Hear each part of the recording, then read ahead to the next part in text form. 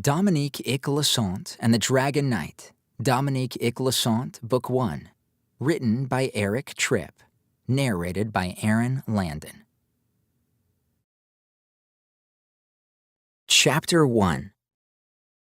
"Charge!" Ick yelled as he pointed his sword at the great army that stood before him in the hills. As he aimed his sword, all of his people began to rush down the hill at his command. He gently nudged his horse forward and began to charge as well. "This is amazing. I am leading my people to war." Just before he reached the army, he heard a familiar voice in the distance rumbling over the land like gentle thunder. "Wake up, Icarus. It's time to get up, my little Icarus." As Ick was pulled from his dream and forced to wake, he knew that it was his mother who spoke. She was the only person that ever called him Icarus. He felt her gently pat him on the shoulder as she encouraged him to wake up. Ick painstakingly opened his eyes and took in his surroundings. He was in his room, with its bare, wooden walls, its straw roof that was letting a few sporadic sunbeams in, and a small window across the room. As he looked around, he noticed his mother was walking over to the curtain. "No, don't," Ick began to say. But he was too late. The curtain was pulled back, and the blinding sunlight flooded the room. Ick covered his eyes, but the damage had already been done. Being awakened so violently drove the remnants of the dream he was trying to cling to from his memory. Why do you do that? I'm awake. You don't have to open the window every morning to get me up. I'm not a little kid. I'm 16 years old." Ick's mother just smiled at him and replied, "You better hurry up or you will be late to breakfast again. I heard you didn't even make it there yesterday." "That wasn't my fault," Ick began to protest as he uncovered his eyes and sat up. She kindly shook her head before turning and leaving the room. Ick got out of bed and tried to flatten down his spiked hair a little. It didn't do him much good to straighten his hair since he was about to go on his daily morning run, but there was always a chance he would see Emily during the run, and he didn't want her to think that he had just rolled out of bed. After a few moments, he gave up on his stubborn hair and threw on some clothes. He wore his favorite pair of faded brown pants that had been sewn back together and patched more times than he could recall. Next, he dug through a pile of tan cotton shirts at the foot of his bed, until he found one that wasn't stained and threw it on. He hastily made his bed and ran out the door to meet David. Ick jogged past the houses along the stone path. Each house was practically identical to the one next to it. They were all functional and all equal in size. Ick reached the end of the path just inside the castle's north wall and turned left down another stone pathway that led to David's house. Ick knocked on the door, but nobody answered. He knocked again, but there was still no answer. Surely David hasn't left yet, Ick thought as he began to repeatedly knock on David's door. As Ick knocked on the door, his mind drifted into a daydream where he relived what had happened to him yesterday. Yesterday, David had slept in, which made them late for their morning run. They had to go straight to their weapons demonstration class, which had already started, and Ick ended up being paired with his cousin Alex for the sparring portion of it. Alex was the instructor's son, and he took the class way too seriously. Luckily, they only used wooden weapons during practice, but getting hit with a wooden battle axe still really hurt. Alex showed Ick no mercy as he attacked Ick relentlessly with the wooden axe. Ick shook his head and pulled himself out of his daydream for a moment. "David, let's go. We're going to be late. I counted about 20 bruises from the lesson we were late to yesterday. If we're late again today, I will pair up with the instructor and you will have to pair up with Alex." Ick started knocking on the door again and continued to recall the previous day's events. David should have fought Alex yesterday anyway, since the battle axe is his favorite weapon these days. For the rest of the day yesterday, Ick's body had ached, which took all the fun out of his horseback riding lessons. Usually, he was pretty accurate throwing spears and javelins from horseback, but he couldn't hit anything with his bruised arm and his growling stomach. During their free time, Ick had caught up with his cousin James, and they practiced with the wooden swords in the arena. Luckily, James wasn't great with the sword, and Ick had been able to avoid any more bruises during their skirmish. Of course, David, who at that same time had been battling with his sister at the other end of the practice ring, had gotten bored and decided that they should challenge Ick and James to a friendly duel. James eagerly accepted the challenge and traded his wooden sword for a practice spear. David held a wooden axe, and Emily held 2 wooden short swords. Ick moved to the middle of the ring and stood facing David, while James faced Emily. "Go!" David yelled as he swung his axe at Ick. Ick jumped back to avoid the axe. At the same time, James jabbed his spear at Emily, but she was quick and easily spun away from him. David swung again, and Ick leaned back just enough to avoid being hit, and then he charged forward and brought his wooden sword across David's stomach in a slicing motion. "Oh, I've been defeated! Who will avenge me? Help me, my sister! Do not let my death be in vain! Oh, I'm dead!" Unfortunately, David's drawn-out death had drawn James's attention. As James looked over to see what was happening to David, Emily took full advantage of the distraction and knocked James's spear from his hand and brought one of her swords across his chest. "Ouch!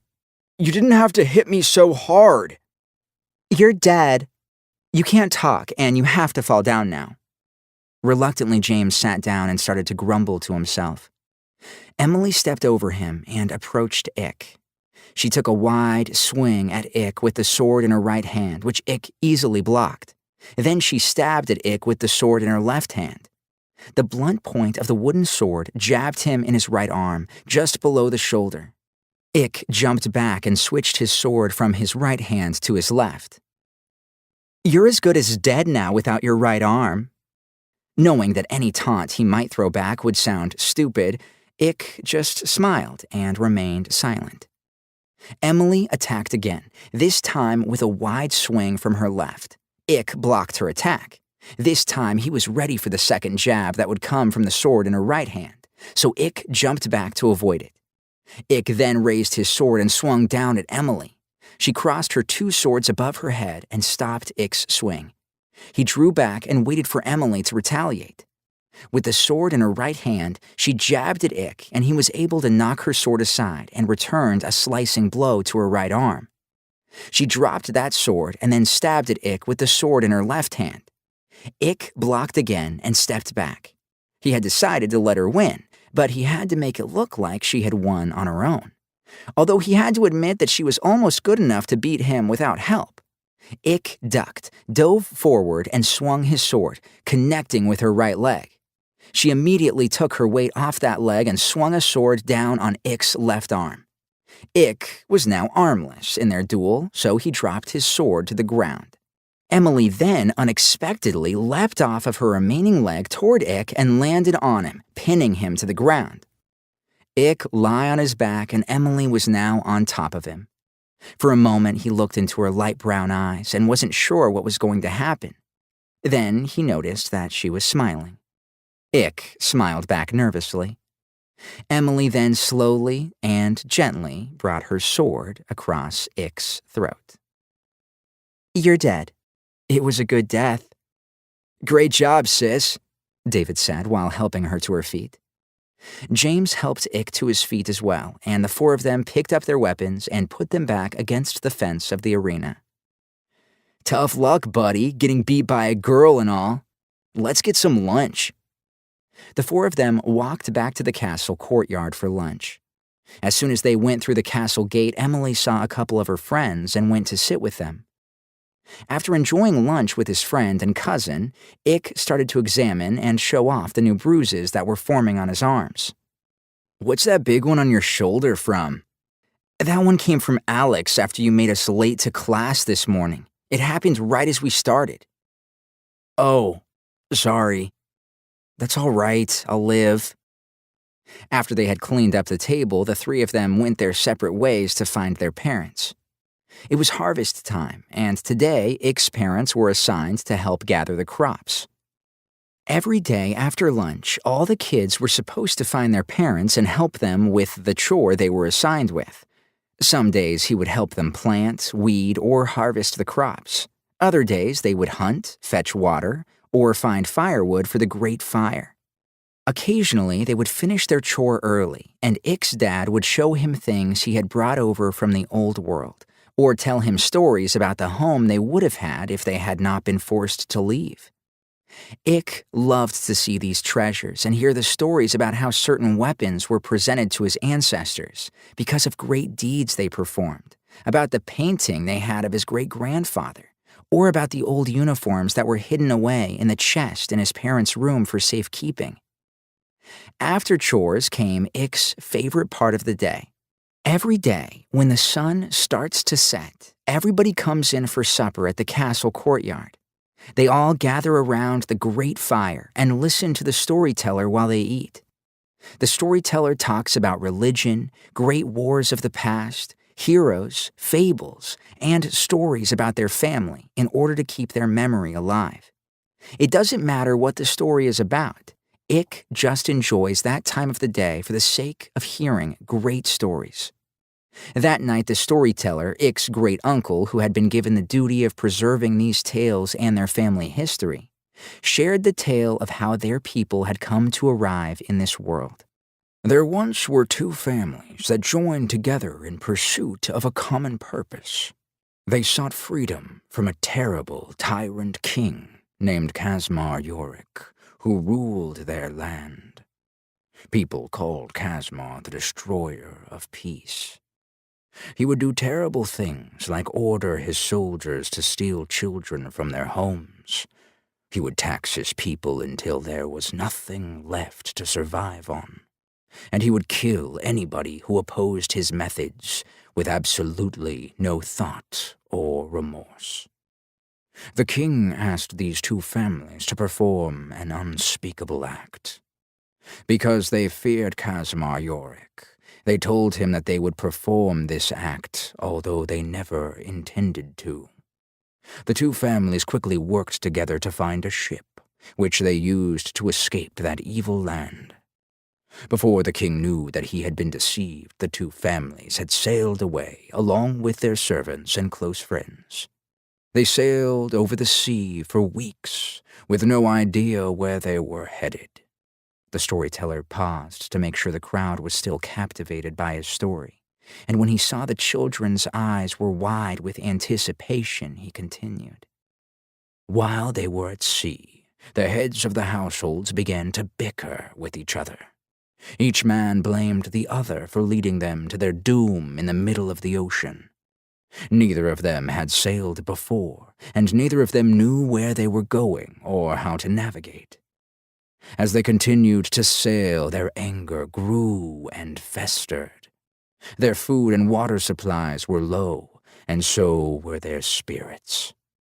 Some people believed that the anger between our two leaders was on the verge of turning violent. But luckily, before it did, land was finally sighted. From a distance, every person on the ship marveled at the towering mountains, the rolling hills, the vast plains, and the thick forest before them. The people celebrated at the sight of this new world. Quickly, the leaders of our families decided to land in the hills, and when they landed, the feud between them was forgotten. The heads of the houses once again ruled together, and with haste and hard work, the families built a strong castle wall at the top of a hill for protection. For that year, the families lived in peace on the hill. Peace, however, soon turned back into bickering.